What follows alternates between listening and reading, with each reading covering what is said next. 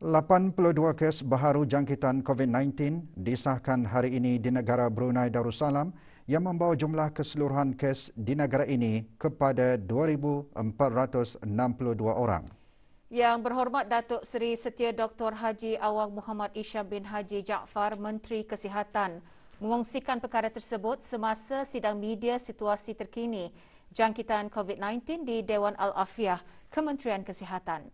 Menyertai sidang media, Yang berhormat Datuk Seri Setia Dr. Awang Haji Muhammad Amin Liu bin Abdullah, Menteri di Jabatan Perdana Menteri dan Menteri Kewangan dan Ekonomi kedua.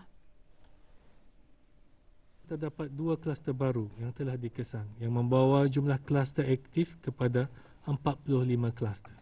Kluster baru ini ialah kluster 2155 yang mengandungi 9 kes dan kluster 2230 yang mengandungi 4 kes. Terdapat 43 tambahan kes-kes baru kepada 9 kluster aktif yang sedia ada.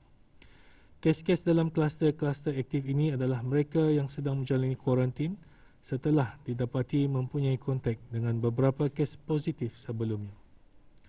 Manakala terdapat 28 kes masih dalam siasatan untuk mengetahui sumber jangkitan. Pengasahan kontak bagi semua kes-kes baru ini masih giat dijalankan. Semua kontak terdekat akan diarahkan untuk menjalani kuarantin mandatory dan ujian RT-PCR SARS-CoV-2. Dalam pada itu, 51 kes telah disahkan sembuh pada hari ini, membawa kepada jumlah kes yang sembuh kepada 664 kes. Ini bermakna pada ketika ini terdapat 1,788 kes aktif di negara Brunei Darussalam. Di kalangan kes-kes aktif tersebut, 6 kes dalam keadaan kritikal, yang mana 5 daripadanya memerlukan bantuan mesin pernafasan atau artificial ventilation. 1 kes yang dilaporkan kemarin yang memerlukan bantuan mesin tambahan hadlang mesin ataupun ECMO telah beransur pulih dan tidak lagi memerlukan bantuan mesin ECMO. Walau bagaimanapun, salah seorang ibu yang telah bersalin di Pusat Pengasihan Kebangsaan sekarang memerlukan bantuan mesin pernafasan dan mesin tambahan hadlang mesin ataupun ECMO. Sementara itu, 29 kes lain yang dikategorikan dalam kategori 4 sekarang ditempatkan di unit rawatan intensif bagi pemantauan rapi. Dalam tempoh 24 jam yang lalu, sebanyak 3,035 sampel telah diuji bagi virus SARS-CoV-2 yang membawa jumlah keseluruhan ujian makmal dijalankan sejak Januari 2020 kepada 223,861 ujian. Menteri Kesihatan turut menjelaskan pada masa ini terdapat kira-kira 81% kes positif kategori 1 dan 2 berada di pusat-pusat pengasingan yang disediakan oleh kerajaan. Mereka akan dibenarkan pulang ke rumah dan meneruskan kuarantin sebaik saja disahkan sembuh. Dalam perkara ini, sukacita meminta kerjasama keluarga pesakit untuk menghantar 1 persalinan pakaian ke pusat pengasingan di mana pesakit sedang ditempatkan 2-3 hari sebelum pesakit dibenarkan pulang. Ini adalah untuk kegunaan pesakit semasa keluar dari pusat pengasingan kelak. Di kesempatan ini, marilah kita sama-sama berdoa semoga Allah SWT mengampunkan segala dosa-dosa kita ni, mempermudahkan dan melancarkan segala urusan kita ni, khususnya dalam menenangi penularan wabak COVID-19. Ya Allah, ya Tuhan kami, Kau angkatlah penyakit COVID-19 dari bumi ini. Sesungguhnya hanya kepadamu kami memohon pertolongan dan hanya kepadamu jua tempat kami berlindung. Amin, amin, ya Rabbal Alamin. Forum Belia ASEAN bermatlaman untuk menggubal idea dan cadangan bagi meningkatkan peranan belia ASEAN dalam merealisasikan pembangunan mapan, memastikan kesediaan belia ASEAN dalam menghadapi cabaran dan peluang masa depan dalam era revolusi industri 4.0 dan dalam konteks norma baharu pasca pandemik. Selain itu, forum juga menggalakkan dialog substansif dalam kalangan delegasi dan mesyuarat Menteri-Menteri ASEAN mengenai pemimpin belia AMMY dan Ketua Sekretariat ASEAN. Yang berhormat Dayang Khairunisa binti Awang Haji Ash'ari, Ahli Majlis Mesyuarat Negara selaku Presiden Majlis Belia Brunei, ketika di Temu Bual menjelaskan, forum belia selama 6 hari berjalan dengan lancar dengan perbincangan pelbagai topik yang berbeza.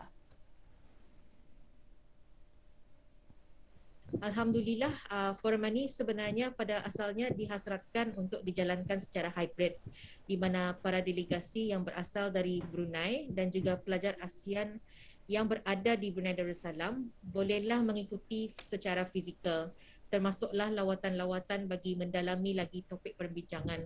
Namun disebabkan COVID-19, kami cuma meneruskan program ini secara online sahaja. Dengan pengisian program yang cukup, saya bagi pihak penganjur merasakan bahawa program ini telah mencapai matlamat yang dihajati kerana bukan sahaja para delegasi telah dibekalkan dengan pelbagai ilmu yang merangkumi sistem pendidikan norma baharu, ekonomi digital dan juga peranan belia dalam pembangunan ASEAN.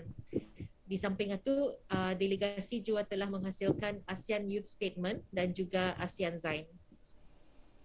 Program dilaksanakan bagi meningkatkan kepimpinan belia, pembangunan diri dan menggalakkan kerjasama rentas sektor dalam kalangan 10 negara anggota ASEAN melibatkan 75 delegasi berusia antara 18 hingga 31 tahun.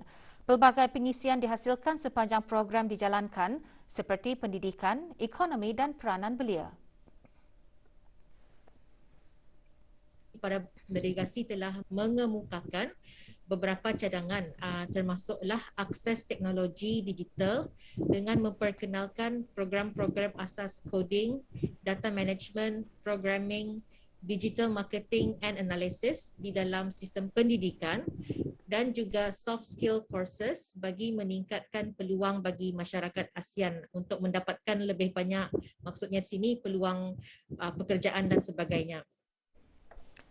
Pada penutupan forum, pelbagai aktiviti telah diadakan. Para delegasi makan bersama-sama secara maya dengan memperlihatkan makanan tradisional mereka sendiri yang mana ianya salah satu cara bagi meningkat kesefahaman ASEAN melalui platform digital di samping memperkenalkan budaya ASEAN antara para delegasi. Keadaan banjir disebabkan cuaca tidak menentu di daerah Belait semakin pulih. Antara kawasan yang terjejas, Kampung Merangking, Lait Lakang, Jalan Kandul dan Sukang. Menurut catatan pagi tadi, keadaan paras air di semua kawasan tersebut ketika ini semakin pulih walaupun terdapat di beberapa kawasan masih ditenggelami air. Alhamdulillah, melalui pemantauan berterusan yang dibuat melalui Jawatankuasa Pengurusan Bencana Daerah Belait, mendapati keadaan paras air yang berlaku semakin pulih, di mana paras air di Mukim Sukang sudah menurun ke paras tembing sungai. Manakala di Mukim Bukit Sawat, walaupun masih banjir tetapi paras kedalamannya sudah semakin menurun. Keadaan ini bagaimanapun takluk juga kepada keadaan cuaca dalam beberapa hari ini. Jika hujan masih lagi turun, ada kemungkinannya paras air akan naik semula. Pihak kerajaan melalui Jawatankuasa Pengurusan Bencana Daerah Belait sentiasa membuat pemantauan ke atas keadaan banjir yang berlaku dan akan membantu penduduk kampung yang terjejas di mana perlu. Antara bantuan yang diberikan termasuklah memberikan cetuan makanan, menyediakan perahu kepada penduduk kampung yang jalan menuju ke rumah mereka ditenggelami air, di samping memantau kesejahteraan mereka melalui pemukim dan kepala kampung yang berkenaan. Banjir juga mula beransur surut di beberapa kawasan rendah yang berisiko banjir dan pedalaman di daerah Tutong.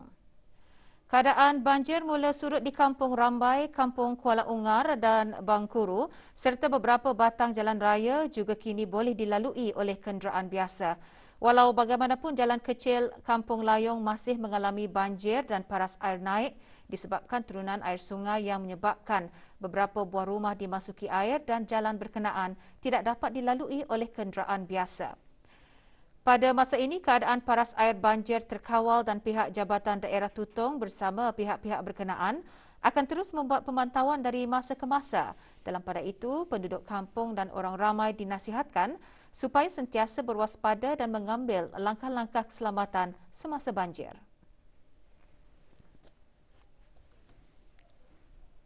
Sementara itu, bagi meringankan beban para penduduk kampung yang terjejas banjir di daerah Tutong dan daerah Belait, Jabatan Pembangunan Masyarakat JAPIM dengan kerjasama Jabatan Daerah mengagihkan bantuan catuan makanan. Di daerah Tutong, 54 catuan makanan diagihkan melalui ketua-ketua kampung dan majlis perundingan kampung yang dihantar terus ke rumah-rumah penduduk kampung yang terjejas melalui laluan darat dan sungai. Sebanyak 54 catuan ini diagih-agihkan selama 3 hari ini dan akan diagih lagi seterusnya jika ada menerima aduan daripada ketua kampung ataupun juga orang awam. Bantuan mengenai pengangkutan untuk ke tempat-tempat tersebut, pihak JAPIM juga bekerjasama dengan Jabatan Daerah Tutong dan juga Majlis Perundingan Kampung. Sementara itu, di daerah Belain, 14 buah keluarga yang tinggal di Kampung Sukang, Kampung Dungun dan Kampung Kuala Rawai, Mukim Sukang, menerima bantuan catuan makanan. Bantuan diserahkan oleh Pusat Operasi Kecemasan Daerah, DEOC, Jabatan Daerah Belain.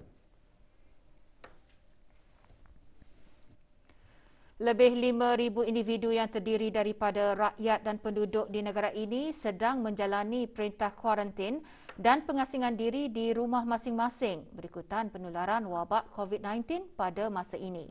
Bagi memastikan kesejahteraan mereka terjaga, Kerajaan ke bawah Duli Yang Maha Mulia Paduka Seri Baginda Sultan dan Yang di-Pertuan Negara Brunei Darussalam menghantar makanan asasi dan pek-pek makanan ke rumah individu-individu terbabit. Penghantaran dilaksanakan oleh Royal Brunei Culinary RBC dan para sukarelawan yang ditugaskan. Penghantaran pek makanan dibuat 3 kali sehari, iaitu sajian minum pagi, makan tengah hari dan makan malam. Bagi makanan asasi pula seperti beras, telur dan makanan tin, hanya dihantar sekali sahaja untuk kegunaan 2 minggu sepanjang tempoh perintah kuarantin dan pengasingan diri. Bantuan makanan ini dapat meringankan beban mereka yang tidak dibenarkan keluar rumah.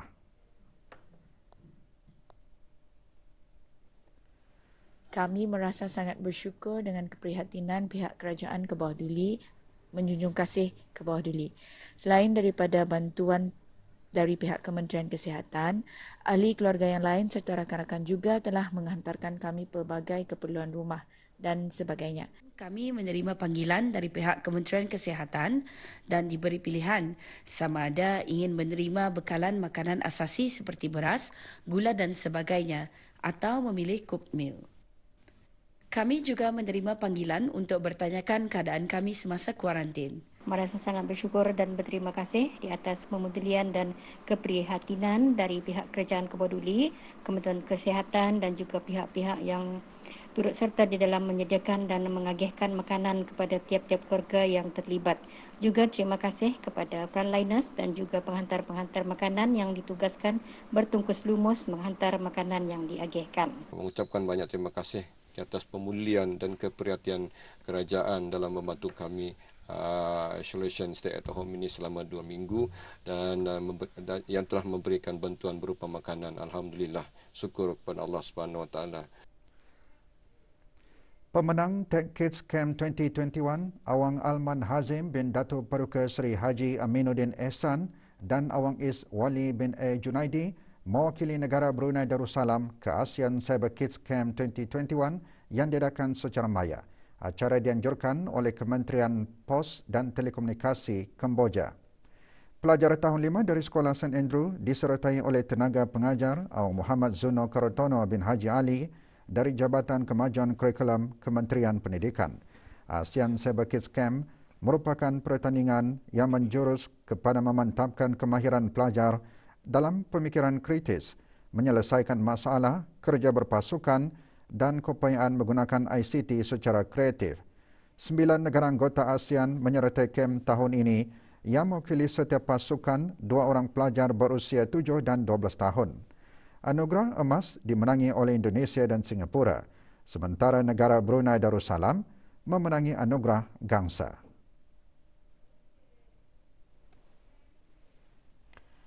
Para nelayan dan orang ramai yang ingin menangkap ikan hendaklah memastikan lesen alat menangkap ikan sah untuk digunakan. Jabatan Perikanan memaklumkan bahawa lesen alat menangkap ikan bagi tahun 2022 hendaklah diperbarui mulai 1 Oktober 2021.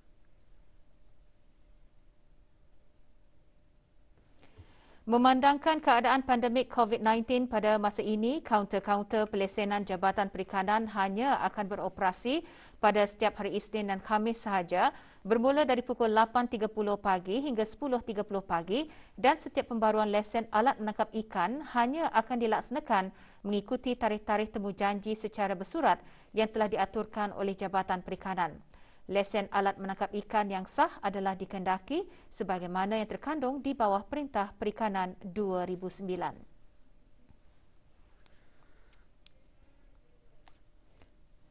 Ikuti pesanan dan kata-kata semangat khas buat petugas barisan hadapan yang tidak putus asa dalam berjuang mengekang penularan wabak COVID-19 di negara ini.